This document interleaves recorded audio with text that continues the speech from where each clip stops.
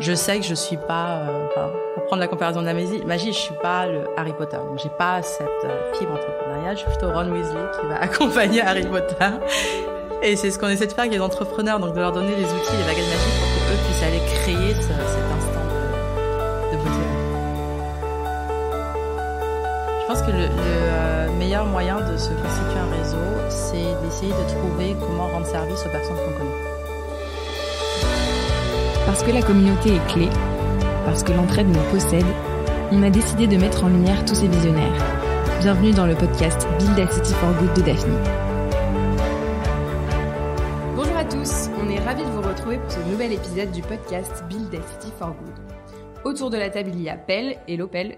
Salut. Pour rappel, vous le connaissez tous, mais il est partenaire chez Daphne et il va m'accompagner pour interviewer notre nouvelle invitée de ce jour, membre de notre communauté Daphne, la Daphne Police.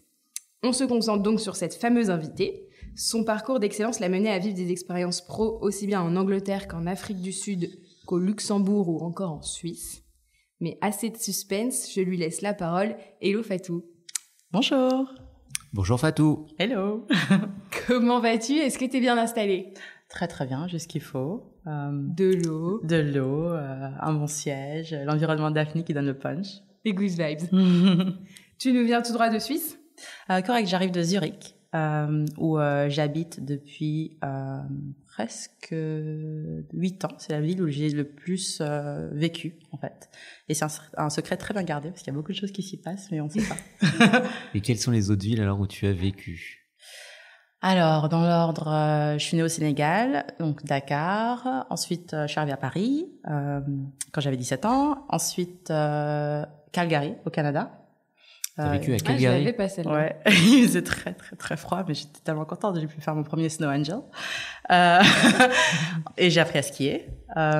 J'ai vécu aussi à Londres, à Johannesburg et maintenant Zurich. Waouh, alors qu'est-ce que tu as fait à Calgary ? On l'avait pas celle-là. J'ai été en échange universitaire et comme il se trouve que c'est la ville où ils avaient organisé les Jeux Olympiques, j'ai décidé d'y aller en hiver parce que bon, pour moi c'est très exotique d'aller voir la neige. Et Johannesburg ? Johannesburg, j'y suis allée, on va dire officiellement pour raisons professionnelles, officieusement par amour, et j'y suis restée 5 ans. Je bossais en banque d'affaires et puis ensuite dans une start-up au sein des Nations Unies où on a créé une société d'assurance extraordinaire contre les catastrophes climatiques. Et puis la seule chose qui m'a fait revenir en Europe, parce que pour moi je voulais vraiment rester dans le développement, c'était de pouvoir avoir un autre impact sur le développement par la technologie. Mais avec Bootstrap ou... Alors avant Bootstrap, avec ma très grande copine Stéphanie, que je connais depuis qu'on a 17 ans, on était en prépa, en internat ensemble. On a commencé nos carrières professionnelles au sein de la crise financière 2007, 2008, 2009, et du coup la finance avait perdu son sens pour nous. Or on pensait que c'était un peu le moteur de l'économie, qui pouvait créer des emplois, rajouter de la valeur, et on a toujours réfléchi à comment faire pour rajouter de la valeur et avoir un vrai impact sur l'économie. Et donc avant Bootstrap, on a créé cette boîte qui s'appelait The Real Economy Effect, donc qui dit ce qu'on voulait faire. Pour canaliser plus d'argent vers les entrepreneurs et leur permettre de faire des choses super. Et ça, c'était une start-up financée par des tiers ou... C'était une start-up financée par le fait qu'on se payait pas. Et surtout, on a eu la chance extraordinaire d'avoir des investisseurs autour de nous qui étaient des entrepreneurs ou des familles qui avaient créé leur propre richesse et qui voulaient réinvestir cette richesse dans d'autres entrepreneurs. Et qui étaient vraiment ultra motivés malgré ce qu'ils avaient accompli, ils nous envoyaient des emails le dimanche soir à 22h pour être sûr qu'on finançait bien cette start-up qui faisait de l'internet 3D par exemple en 2010. C'est un peu le métaverse mais très très en avance. Et donc c'est comme ça qu'on a commencé avec ces super clients qui sont encore aujourd'hui autour de nous dans notre petit écosystème. C'était super précurseur, non ? Parce que le greenwashing actuel doit un petit peu t'exaspérer. Non, je suis contente en fait qu'il y ait plus de gens qui s'y intéressent, même si c'est par hypocrisie, qu'en fait ils fassent des actions. Nous, par exemple, on n'est pas un fonds d'impact officiellement du tout, mais la plupart des boîtes qu'on finance, c'est des boîtes qui ont un vrai impact sur les gens, la santé, l'environnement, la manière dont on consomme. Et donc non, je suis plutôt contente que, quelle que soit la voie par laquelle on y arrive, je ne juge pas, ça puisse pousser en fait dans ce sens-là. Ok, qui est une acculturation un peu générale sur le sujet. Et d'où te vient cette envie de participer à Build a City for Good, comme on dit chez Daphni? En fait, justement, le fait qu'on puisse faire des financements, des activités qui n'ont pas de sens, pas d'impact. Du sens, pour moi, c'est la motivation. Quand on se lève le matin, on n'a pas l'impression d'aller travailler parce qu'on accomplit quelque chose. Et il y a beaucoup d'investisseurs qui disent qu'ils le font, mais qui croient pas vraiment. Et en fait, quand on s'est rencontrés la première fois, c'est ce qui m'a, moi, fait adhérer tout de suite au projet Daphni. C'est qu'en fait, vous auriez pu avoir d'autres carrières, vous auriez pu construire autre chose complètement différent, mais vous avez décidé de repartir à la base sur les fondamentaux de comment on vit entre nous, et c'est ce qui compte. Et quels sont les projets les plus emblématiques que tu as aidés, financés, qui répondent le mieux à cette problématique alors? En ce moment, on travaille sur une société qui fait de la filtration d'eau, qui est un sujet, je pense, qui est pas aussi dans l'actualité que l'énergie aujourd'hui, mais en fait, qui est pour moi aussi important. Et c'est une société qui existe depuis quasiment 12-15 ans. C'est une technologie qui va prendre du temps à émerger, qu'il faut vraiment soutenir à long terme. Et avec Bootstrap, on a continué à la soutenir même quand d'autres acteurs ont arrêté. Parce que je pense qu'il faut arriver à trouver une manière de nous garantir notre approvisionnement en eau et une eau de bonne qualité dans le futur. Donc ça, c'est un truc qu'on est passionné. Elle est passée plusieurs fois au bord de la mort. Mais là, ça repart très très fort et donc on s'accroche. Okay. Donc on a parlé de la raison d'être de Bootstrap, mais est-ce que tu peux nous expliquer plus précisément ce que fait Bootstrap ? Oui, correct. Alors, Bootstrap, c'est vrai que c'est pas très connu parce qu'on fonctionne de manière assez discrète, on fait pas trop de pub. C'est un fonds d'investissement complètement similaire au fonds de VC que tout le monde connaît. Mais la différence, c'est qu'on finance les sociétés avec de la dette plutôt qu'avec du capital action. Pourquoi ? Parce qu'en fait, quand nous, on était investisseurs en equity, à un moment, on s'est rendu compte que on avait réussi à craquer en fait le marché. On avait de super contrats, mais en tant que start-up, les contrats à long terme n'étaient pas forcément rentables au départ, même si c'était très très sûr. Et donc on voulait se financer avec de la dette pour éviter de donner plus d'actions à d'autres investisseurs. Et ça n'existait pas beaucoup en Europe. Donc quand on a vu ce que c'était, on a décidé d'aider les entrepreneurs et leurs investisseurs à garder plus de leur capital autant que possible. Donc c'est ce qu'on fait avec Bootstrap. Tu es une venture loaner. Une venture loaner, c'est pas mal. Au départ, on avait un avocat français qui nous avait écrit qu'on faisait du venture, V-E-N-C-H-E-R. C'est pour dire, en fait, on vient de loin. Et aujourd'hui, vous accompagnez combien de sociétés ? Aujourd'hui, on a une quinzaine de sociétés actives dans le portefeuille, un peu partout en Europe, dans des sujets très divers qui vont de la filtration d'eau dont je parlais, l'analyse génétique, les moteurs électriques, le SaaS, la vente de produits en ligne de manière éthique. C'est très très varié. Finlande, Espagne, France, Angleterre. Et les périodes de financement sont plus courtes qu'en VC, donc vous intervenez sur combien d'années généralement ? Alors on intervient sur 3-4 ans.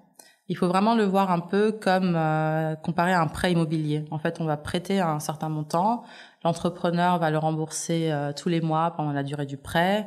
En échange, nous, on va avoir des sûretés qui sont vraiment comme dans le projet immobilier. La banque prend une sûreté sur l'immeuble. Ben là, on va prendre une sûreté peut-être sur la propriété intellectuelle ou les actifs quand il y en a. Il y en a de moins en moins. Tout le monde est asset light. Et puis, on va aussi participer à l'upside parce qu'on finance que des sociétés où on pense qu'il y a un énorme upside en prenant des BSA. Mais sinon, on n'est pas au conseil d'administration, on s'immisce pas dans la gestion de l'entreprise, on l'accompagne vraiment sur toutes les questions financières. Mais après, on reste humble dans ce qu'on peut apporter au management, qui est cet outil financier dans leur arsenal. Et sur une échelle de 1 à 10, quelle est la maturité des entrepreneurs autour de cet outil ? Parce que finalement, aux États-Unis, c'est développé depuis très longtemps. Mm-hmm. On a le sentiment qu'en Europe, ça reste encore assez marginal, même s'il y a de plus en plus d'acteurs qui arrivent. Mm-hmm. Quel est ton sentiment, toi qui vois des deals toute la journée, des entrepreneurs ? Mm-hmm. C'est intéressant. Souvent, les entrepreneurs à qui on parle ont peut-être vu de la venture debt une fois avant dans leur vie. Et souvent, ça va être des entrepreneurs qui avaient ceux qui connaissent.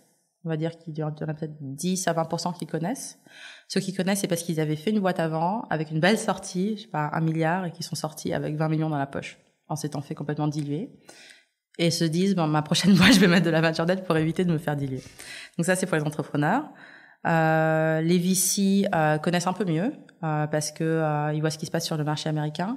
Mais c'est de mieux en mieux, en fait. Je pense que la venture debt a augmenté x4 dans les 3 dernières années en termes de sociétés qui trouvent l'outil pertinent, qui l'utilisent, qui savent l'utiliser et à qui ça sert. Et surtout, il y avait un biais, un a priori de beaucoup de sociétés qui pensaient qu'on levait de la dette uniquement parce qu'on pouvait pas lever d'equity, alors qu'en général, c'est l'inverse. C'est parce qu'on a le luxe de pouvoir lever de l'equity qu'on se dit, peut-être que je vais essayer de réfléchir de manière plus nuancée et de laisser un peu moins de mon capital sur la table. Est-ce que le coût de la dette est inférieur au coût de l'equity? La leçon de pelle du jour. Celle-là, elle n'était pas très compliquée. Et quel est le projet le plus fou que tu aies vu récemment? Le projet le plus fou... Alors, nous, on intervient quand les boîtes sont assez matures déjà. Donc, elles ont en général 5 à 7 ans d'âge. Donc, elles sont plus folles, on va dire. Et les projets fous qu'on voit, on est obligé de les refuser le temps qu'ils arrivent à maturité. Alors, le dernier projet fou que j'ai vu, c'était une boîte qui essaie de participer à l'économie circulaire en faisant du recyclage de fibres de polyester. Donc, pour adresser le problème des microfibres et en fait l'industrie de la mode est la 2e ou 3e industrie la plus polluante au monde.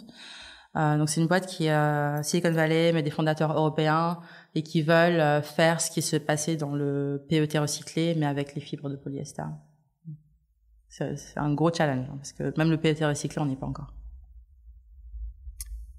On peut revenir à tes origines et puis c'est un peu bateau, mais t'es une citoyenne du monde. T'as grandi au Sénégal. T'es marié avec un Islandais, si je ne m'abuse. Ouais, c'est ça. T'habites à Zurich. T'as vécu dans plein de régions. Ouais. Comment tu vois le monde de demain pour nos enfants, là? Grosse question.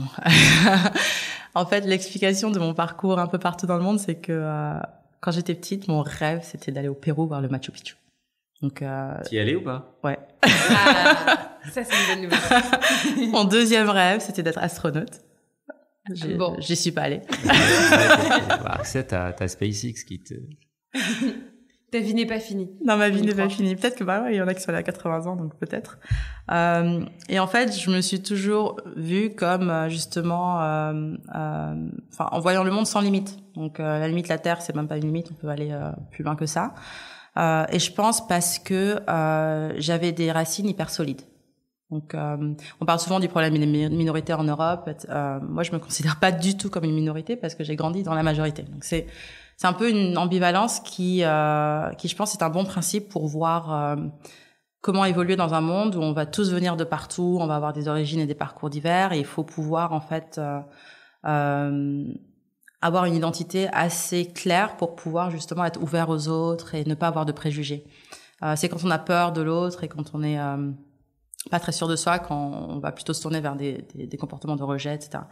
Donc, ce que je souhaite pour nos enfants et les générations futures, c'est d'avoir une culture hyper forte qui leur permet justement de se mélanger à d'autres cultures et d'offrir en fait leur force plutôt que leur faiblesse au reste de la planète. Donc, j'espère que mon fils, qui va être islandais, sénégalais, mais qui va parler le suisse-allemand,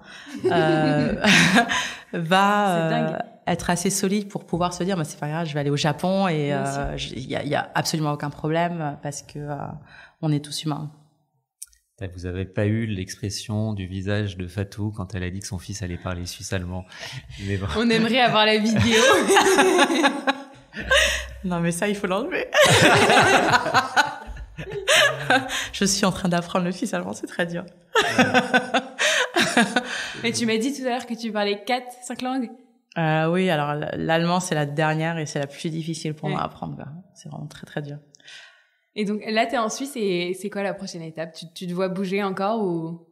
C'était plus facile de bouger quand j'avais juste 2 valises. Ouais. Aujourd'hui, je pense que je suis en Suisse pour un moment. Mais j'adore en fait ce moment quand on arrive dans un nouvel endroit, qu'on n'a pas encore ses repères et qu'on découvre tout. Par exemple, une de mes plus belles découvertes, c'était Bangkok, où j'étais en voyage, mais toute seule. Et pour moi, je me suis sentie à la maison, dans la ville la plus étrangère possible, mais il y avait un truc qui me rattachait à chez moi. Et j'aime bien ce moment. Je pense que je vais pas le redécouvrir d'ici les 10-15 prochaines années, le temps d'offrir un peu de stabilité à mon fils. Et puis, mais je repartirai, ouais. Et alors, est-ce que tu confirmes que l'Islande est un des plus beaux pays au monde? Je confirme. J'en suis tombée amoureuse 10 ans avant d'avoir rencontré mon mari. Et il y a un magnétisme qui est difficile à expliquer. Je pense pas, l'activité volcanique, le fait que la nature soit tellement imposante par rapport à l'homme qui est minuscule, et c'est fascinant et hypnotisant. Ouais. Et alors, si on revient aux problématiques d'inclusion, quelles sont les actions que tu penses fondamentales pour permettre à tout le monde d'avoir accès à des métiers, à des expériences? Donner des exemples, je pense.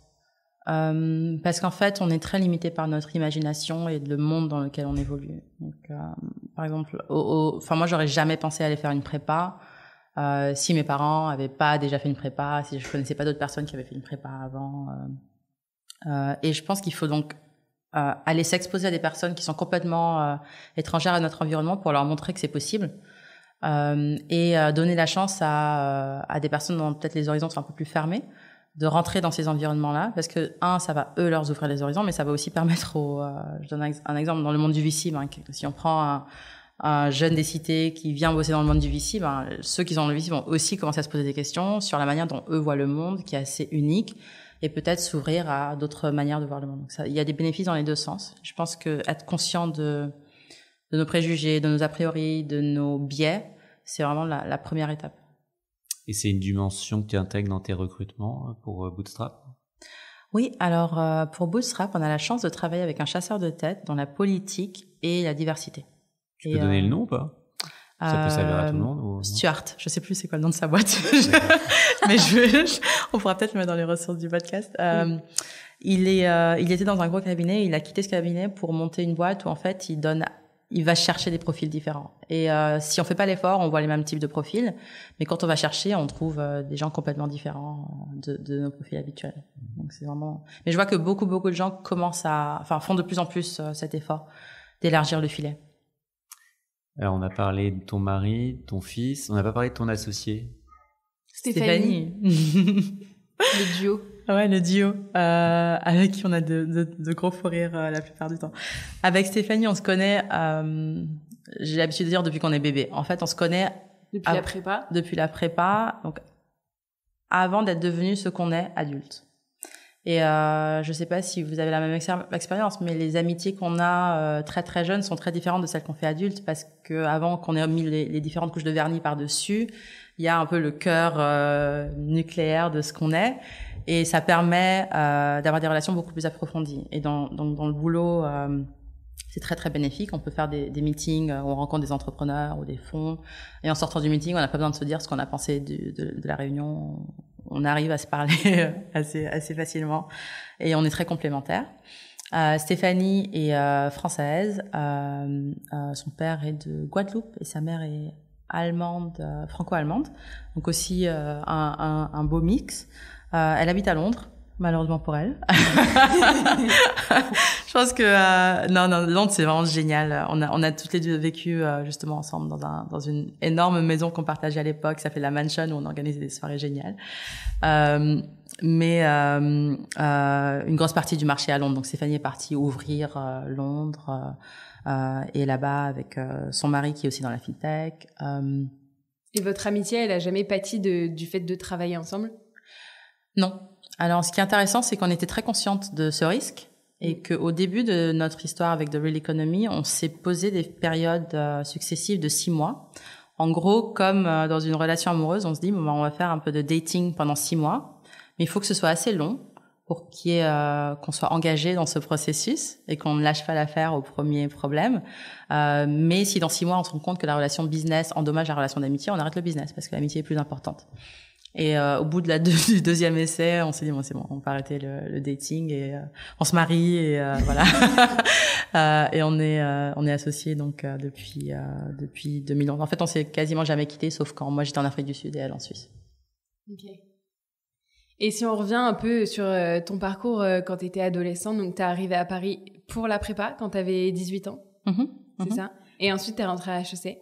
Oui. Donc je suis arrivée quand j'avais 17 ans. Ce qui était génial, première fois en France, toute seule, j'étais tellement contente de partir. Et c'était 2 années extraordinaires en prépa. Donc et je pense que on a gardé toutes nos relations de l'époque. Et HEC était une super école en termes de je pense que le bénéfice était de sortir de là en n'ayant peur de rien. Et en se disant, on peut tout entreprendre. Et j'espère que le système scolaire académique donne cette force à tous les gens qui passent dedans. En se disant, c'est pas grave, j'ai les outils intellectuels pour me sortir de n'importe quelle situation et je retomberai sur mes pieds. Je pense que c'est ça qui nous a permis de prendre des risques.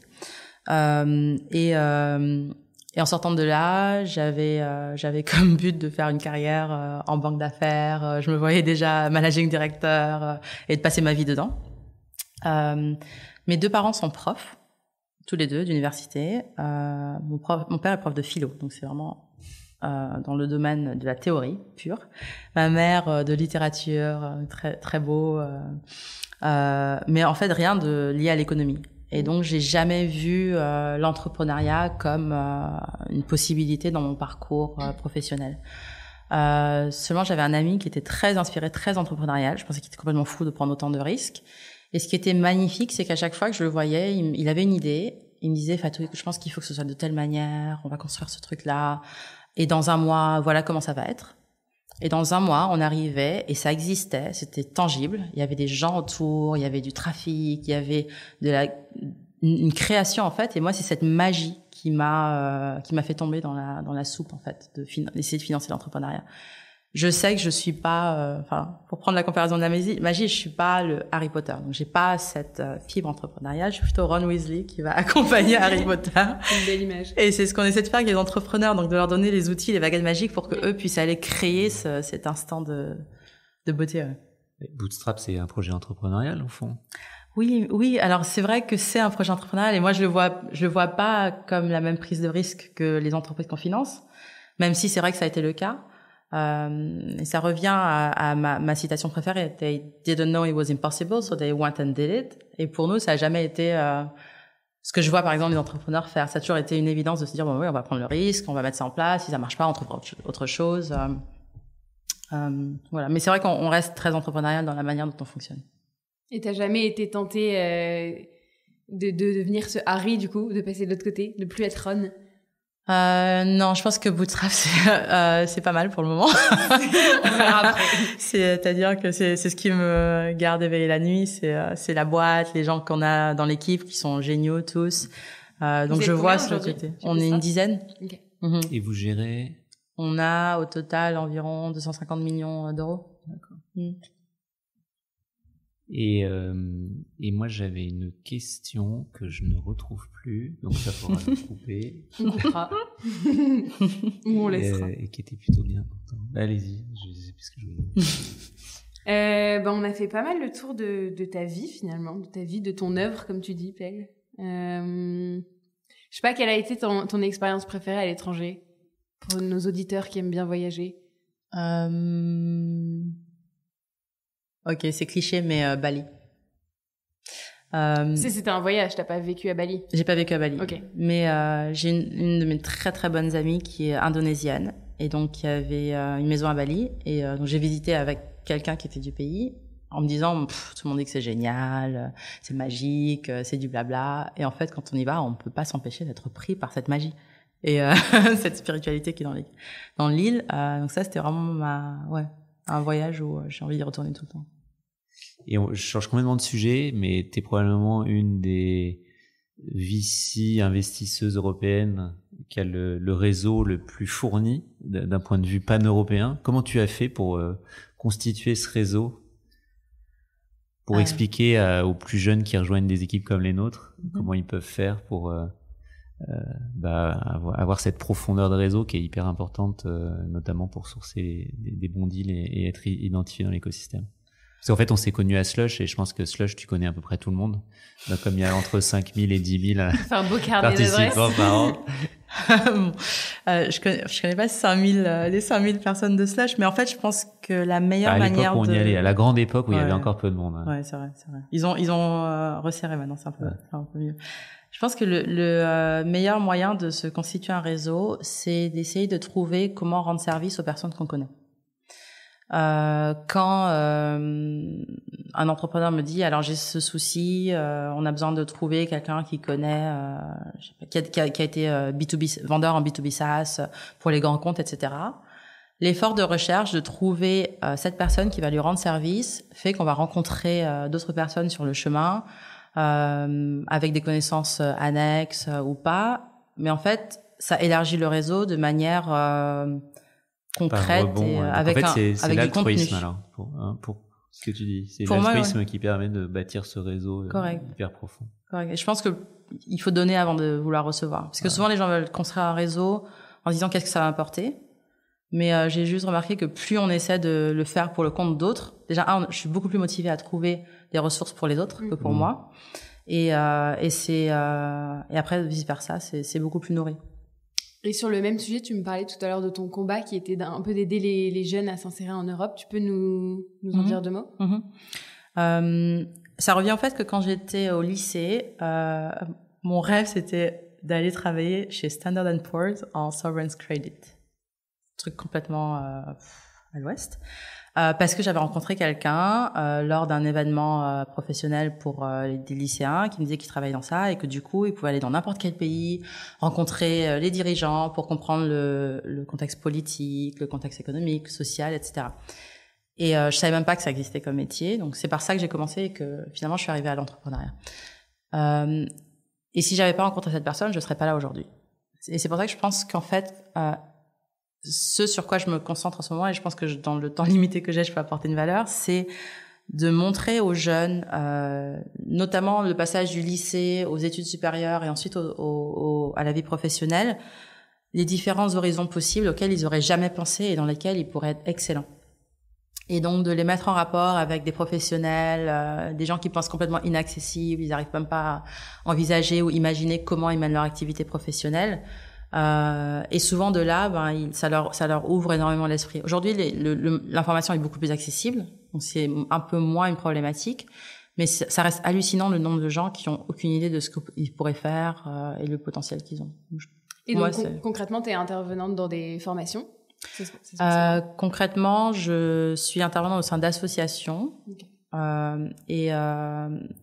Au Sénégal, on avait un réseau en gros des étudiants en grandes écoles pour leur dire il y a les grandes écoles, ça existe, allez-y parce que ça va vous permettre d'avoir accès à des opportunités incroyables. Ensuite, quand vous êtes en grande école, voilà les métiers que vous pouvez faire, comment obtenir des stages, parce qu'il y a un phénomène moi qui m'a touché rétrospectivement, c'est que quand on était à HEC, les dernières personnes à avoir trouvé des stages, c'était moi, Stéphanie, une autre copine qui venait de Guyane. Enfin, on n'avait pas le réseau pour trouver les stages.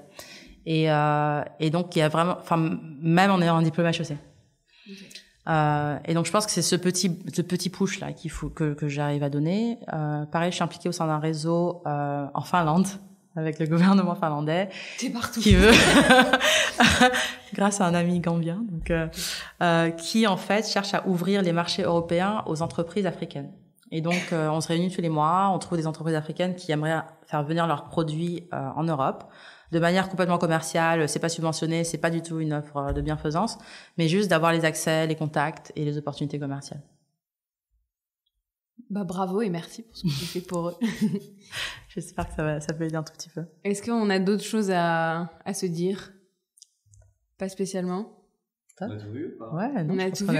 On a des petites questions de la fin. Ah oui. Qu'est-ce qu'on peut te souhaiter pour 2022? Ou qu'est-ce qu'on peut souhaiter à Bootstrap? De belles rencontres. Toujours plus de rencontres. Toujours plus de rencontres, parce que c'est vrai qu'avec Covid, c'est un peu plus limité. Et ce que j'aime bien, c'est rencontrer des gens et puis apprendre de nouvelles choses. Est-ce qu'il y a quelque chose qui t'empêche de dormir la nuit? Quelqu'un. Mon fils de 2 ans qui arrive toujours pas à faire ses nuits. À 2 ans? Ouais. Ah ouais. C'est hallucinant, non? Va falloir trouver une solution, là. Ouais. Je peux pas t'aider.